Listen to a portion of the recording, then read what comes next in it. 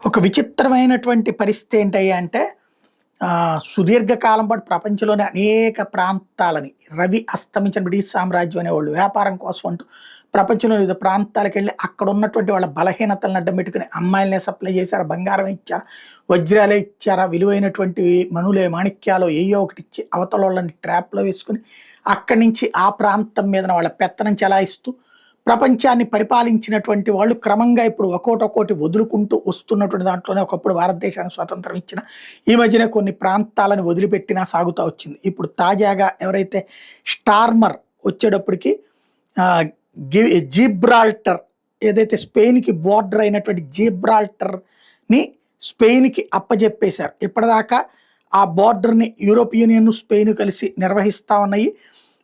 కానీ అది బ్రిటన్కి సంబంధించి 300 సంవత్సరాలకు సంబంధించి we have policed this border for over 300 years and now Starmer has given it away అన్నటువంటి విషయాన్ని ఇప్పుడు బ్రిటన్ వాళ్ళు చెప్తున్నారు. మొన్న మధ్యన చాగోస్, ఇప్పుడు జిబ్రాల్టర్, ఇట్లాగా బ్రిటన్ ఒక్కోటి వదులుకుంటోందన్నటువంటి చర్చ నడుస్తోంది.